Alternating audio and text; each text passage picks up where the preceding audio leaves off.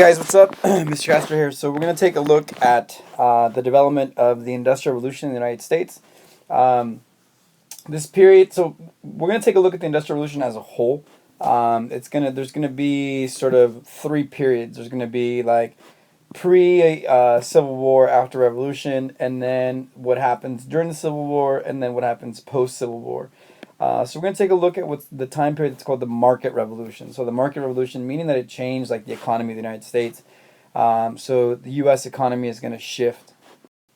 So Andrew Jackson, like we were talking, was the first president from beyond the Appalachian Mountains. He was a symbol of the westward movement. The West was the most typical American part of America, right? So Ralph Waldo Emerson, he said, Europe stretches to the Alleghenies. America lies beyond. This idea that, people reaching beyond the frontier, beyond into the West, right? Working hard to develop the land, working hard with, starting with nothing and then achieving that was truly American. And so one of the things that we're going to see, right, is this idea of American identity begin to take shape. So by 1850, half of the Americans were under the age of 30. Americans were restless and energetic. Americans wanted more elbow room, right? So frontier life was one of the things that we see, right? Was frontier life was attractive, but it was also very hard and grim for most of those pioneers. In terms of westward movement, right, people were poorly fed, ill-clad. They were housed, many of them, in shanties, right? Perpetual victims of disease, depression, lots of premature death. One of the things that happened is that loneliness becomes the worst fate. Women had it the worst in terms of just being women and sort of being second-class citizens to men. Lots of people had breakdowns and went mad on the frontier. No holds barred wrestling, which permitted such thing as the biting off noses and gouging of eyes, was popular entertainment. Essentially, the predecessor of like WWE. Pioneers were ill-informed, superstitious, provincial, and fiercely individualistic. One of the things that we see is, again, some of these writers, someone like Ralph Waldo Emerson, that would talk about in terms of transcendentalists. He even wrote an essay called "Self-Reliance," that for Americans, the only person that we can actually truly rely on is ourselves, and that was very true of the pioneers. Westward movement had an effect on the environment. One of the things that we'll also see is that pioneers in a hurry often exhausted the land and tobacco regions and then pushing on, leaving behind sort of this barren, rain-gutted fields. And so one of the things that we'll see is something called ecological imperialism, right? So the sort of the ruining of the land. In Kentucky, cane was cut down, creating the Kentucky bluegrass, kind of gave like a blue tint to the grass.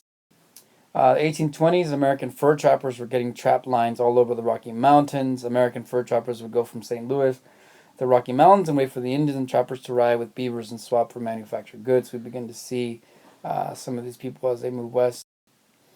Much of the trade was in buffalo robes, leading eventually to the total annihilation of massive bison herds that once blanketed the western prairies. But again, most of that's going to be because the Native Americans relied on them, and so we wanted to destroy the Native American ties to the land. In California, the sea otter pelts are traded, leading to the almost extinction of the sea otter. And again, this is kind of seen as the ecological imperialism of the West. As Americans moved west, they were also multiplying at an alarming rate. By 1850, the population was doubling every 20 years. By 1860, the original 13 states had more than double the number of people. The U.S. flag had 33 stars. The U.S. was the fourth most populous Western country, surpassed only by Russia, France, and Austria at the time. Urban growth continued, so cities began to grow. 1790, only 2 American cities had populations of 20,000 or more. By 1860, 43, New York became the metropolis of the country. New Orleans, the queen of the South, and Chicago, the lord of the Midwest. Rapid urbanization had an undesirable byproduct, though, right? Smelly slums, feeble street lighting, inadequate policing, impure water, foul sewage, rats, improper garbage disposal. In some places, pigs were very rampant in the streets. 1823, Boston pioneered the first sewer system. By 1842, New York began piping in water supply. New York eliminated the breeding places of many disease-carrying mosquitoes as a result of that. High birth rate accounted for most of the increase in the population. Before the 1840s, immigrants had been flocking at 60,000 a year. The number tripled during the 1840s and then quadrupled during the 1850s. During the 1840s and 50s, over 1 million Irish and nearly as many Germans moved over. During the 1840s, Ireland had a terrible rot that attacked the potato crop. So the Irish had become dependent on that crap. A quarter of the Irish were killed by disease or hunger. About 2 million Irish died as a result. The Irish were too poor to expand west, so the Irish moved to seaboard cities like Boston and New York. New York has the largest Irish is the largest Irish city in the world. Again, I think I might have told you guys right that Chicago, Boston, and New York actually have more Irish people living in them than the entire country of Ireland. Old Protestant Bostonians hated the Catholic Irish, right? The Irish are forced to have the worst jobs, so the Irish are going to be the first sort of immigrant scapegoats. The Irish were hated by native workers. No Irish need apply was a very popular thing. The Irish also resented blacks because they saw them as competition. Many race riots broke out throughout eastern seaports. The Irish were forced to fend for themselves. They created the Ancient Order of the Hibernians.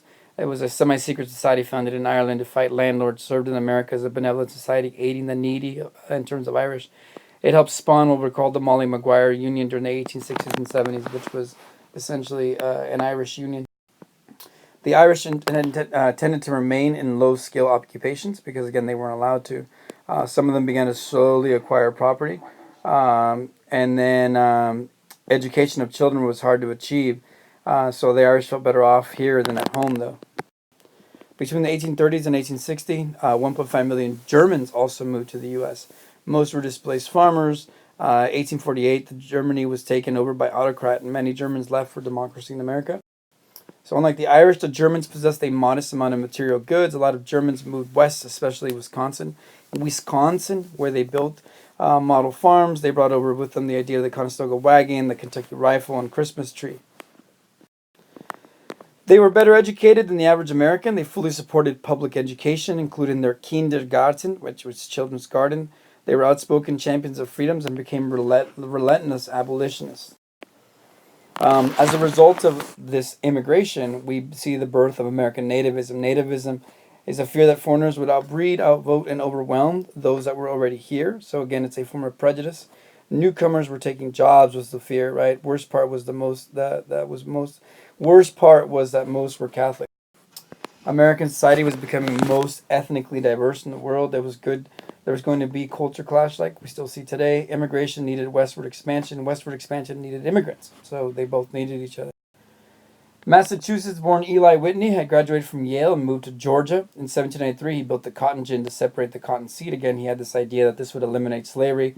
It actually had the opposite effect, right? And as a result of the cotton gin, the South will become King Cotton. And instead of the tobacco lords, right, we're going to see cotton lords.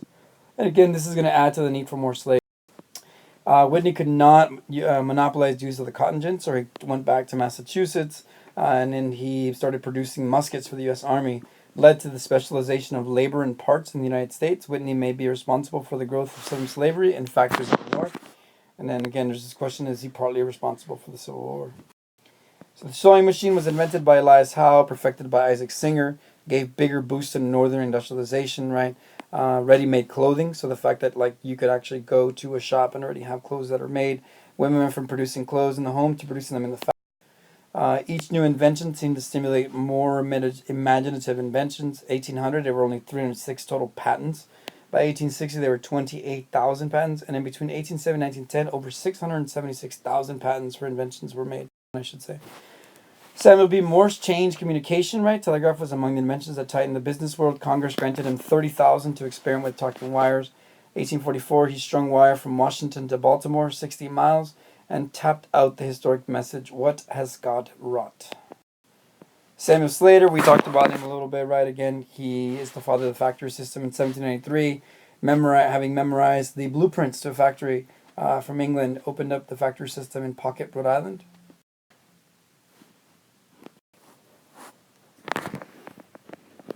So one of the problems with the factory system was labor problem, right? So, in terms of like needing more labor, but what that also meant in terms of the consequences. The Industrial Revolution destroyed the personality of creating product and changed it to a very impersonal factory sort of production. We'll talk about that in a little bit in class in terms of what's going on today.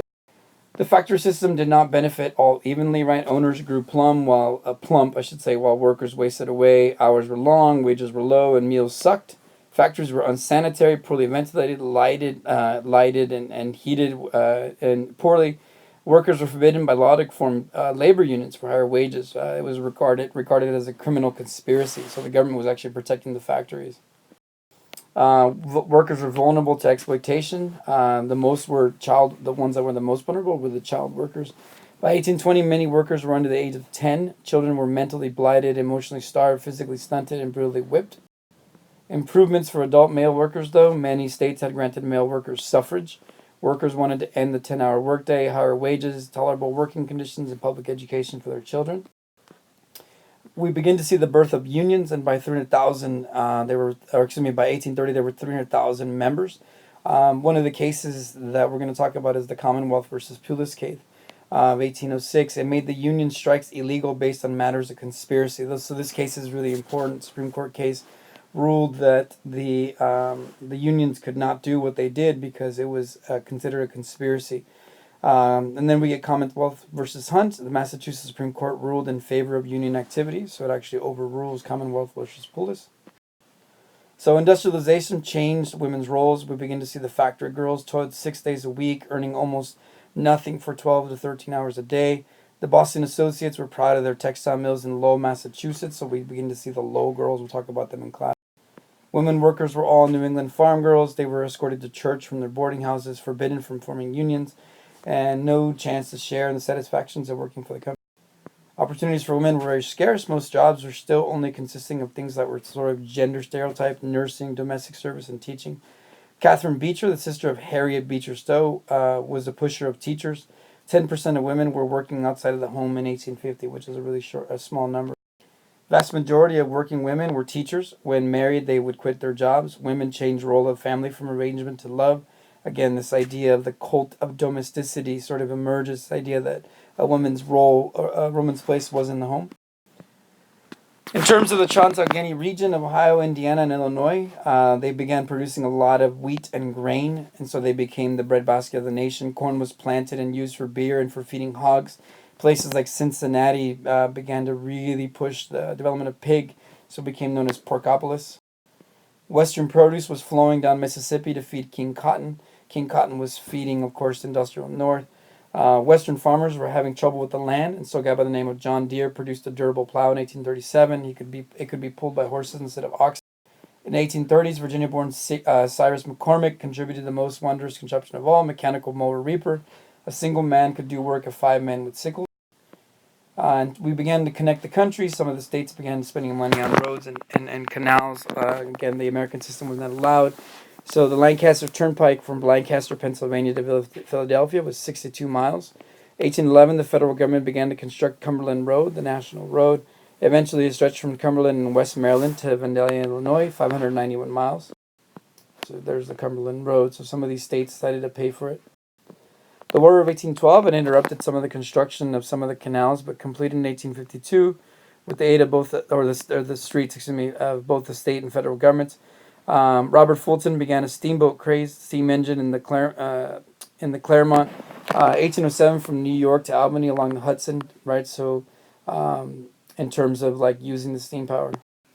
By 1820, there were 60 steamboats on the Mississippi. By 1860, there were 1,000. Steamboats played a vital role in the opening up of the West and the South, because both had massive rivers. People began to populate those river areas. A canal-cutting craze paralleled the boom in the turnpikes and steamboats, right? New Yorkers cut the Erie Canal, linking the Great Lakes with the Hudson River. The governor of New York, DeWitt Clinton, was a big backer of the project. 1817, the canal eventually ribboned 363 miles, completed in 1825. Passengers and freight could be carried at 5 miles an hour. Shipping a ton of grain from Buffalo, New York fell from $100 to $5. Travel time fell from 20 days to 6. The canal had economic boom by places like Mississippi. People could now settle. Again, other immigrants. Cities like Cleveland, Detroit, and Chicago exploded as a result. Many New Englanders moved and turned to new ventures. The most significant contribution to the development of such an economy proved to be the railroad eventually, right? It was fast, reliable, cheaper than canals to construct, and not frozen over in winter. Trains defied the terrain and weather. Misspelled defied. So. The first railroads appeared in the U.S. in 1828. By 1860, only 32 years later, the U.S. boasted 30,000 miles of track, 3/4 of it in the industrial North. And again, by the end of the war, you have about 60,000, and then by 1900, we have about 160,000. 1833, New York legislature prohibited from bringing in freight. Early railroads considered a public menace. The brakes were so bad that sometimes the station could be missed. One of the things that we'll see is the pushing of people out west with the Pullman sleeping car, but we'll talk more about the Pullman, George Pullman later. Cyrus Field in 1858 laid a cable under the deep North Atlantic waters from Newfoundland to Ireland. 1866 we get the permanent cable between America and European continents. Again, the transatlantic cable. And again, we'll take a look at the next chapter after. What's up? Look at the movie that I got. Remember this movie? Yeah, I thought you guys already had it. No, someone got rid of it. Put it on. Huh?